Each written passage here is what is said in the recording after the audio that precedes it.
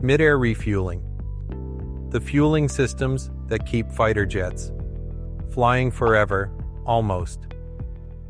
Picture this. You're in the cockpit of a fighter jet, hundreds of miles from home base, and your fuel gauge is creeping toward empty. What do? Land prematurely and abandon the mission? Nope. You call in a flying gas station, a tanker aircraft, and refuel mid-air. Sounds like something out of a sci-fi movie, right? But it's real, and it's one of the most critical technologies keeping modern air forces operational. Today we're diving into the world of mid-air refueling systems, comparing the two main methods, probe-and-drogue and flying boom, and exploring which countries use them, why they prefer one over the other, and whether there's a clear winner. Buckle up, it's going to be a wild ride. First up, let's talk about the probe-and-drogue system. This method involves a flexible hose with a basket-like drogue at the end, deployed from the tanker aircraft. The receiving fighter extends a probe that latches onto the drogue, allowing fuel to flow. How it works. The tanker releases the hose and drogue. The fighter pilot carefully maneuvers their jet so the probe connects with the drogue. Once connected, fuel flows through the hose into the fighter's tanks. Pros: versatility. Multiple fighters can refuel simultaneously using multiple hoses. By lighter tankers or even converted cargo planes. Widely compatible. Many smaller jets, helicopters, and drones can use this system. Cons: tricky maneuvering. Pilots have to line up the probe with the moving drogue, which requires precision and practice. Slower transfer rate. Compared to the flying boom, the probe-and-drogue system delivers fuel more slowly, making it less ideal for large bombers or heavy aircraft. Who uses it? The probe-and-drogue system is favored by European nations, Russia, China, and many others.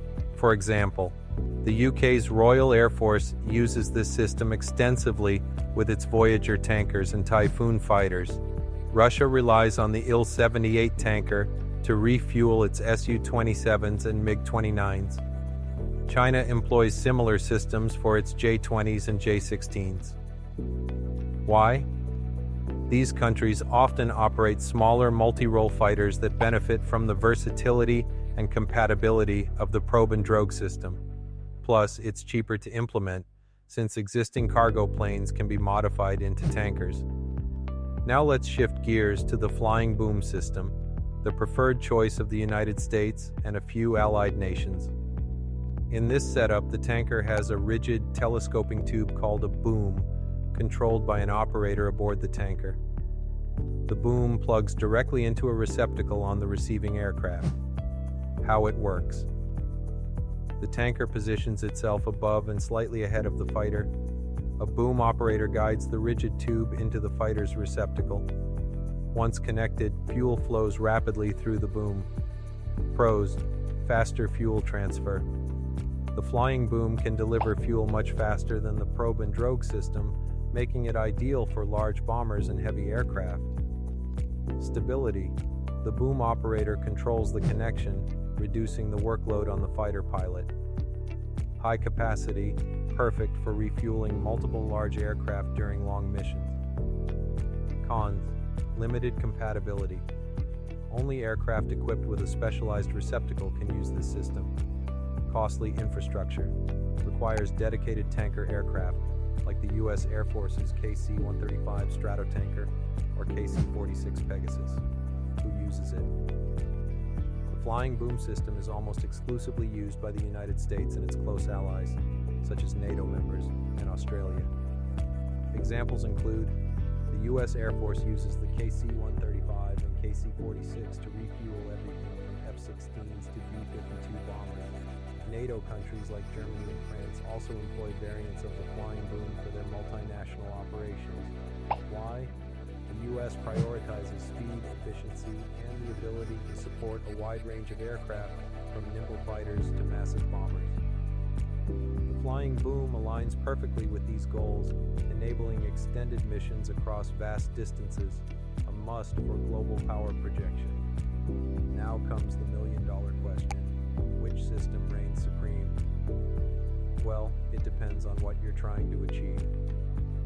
Probe-and-drogue wins.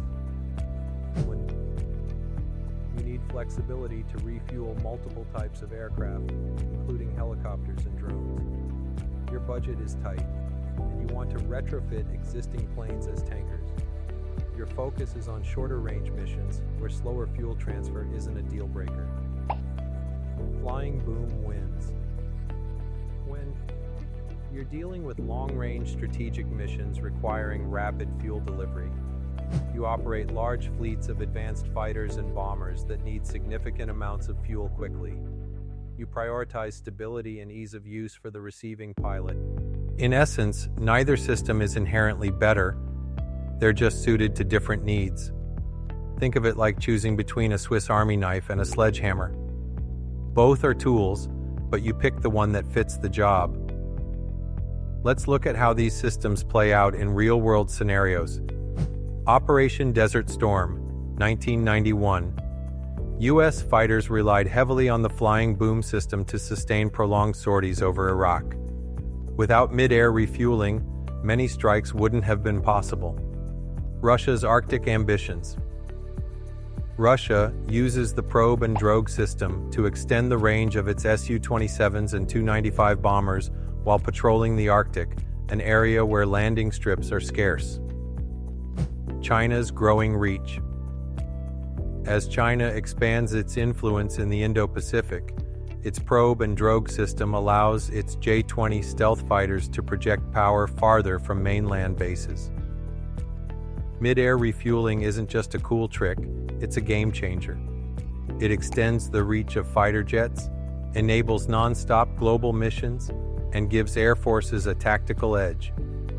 Whether it's the versatile probe-and-drogue or the high-speed flying boom, each system has its place in modern warfare. So who wins the debate? Honestly, both systems shine under the right circumstances. If you're looking for adaptability and cost-effectiveness, go with the probe-and-drogue. If you need raw speed and capacity, the flying boom is your champion. What about you? Are you team probe-and-drogue or team flying boom? Or do you think future innovations will render both obsolete? One thing's for sure, the skies are full of possibilities, and mid-air refueling keeps pushing those boundaries further every day.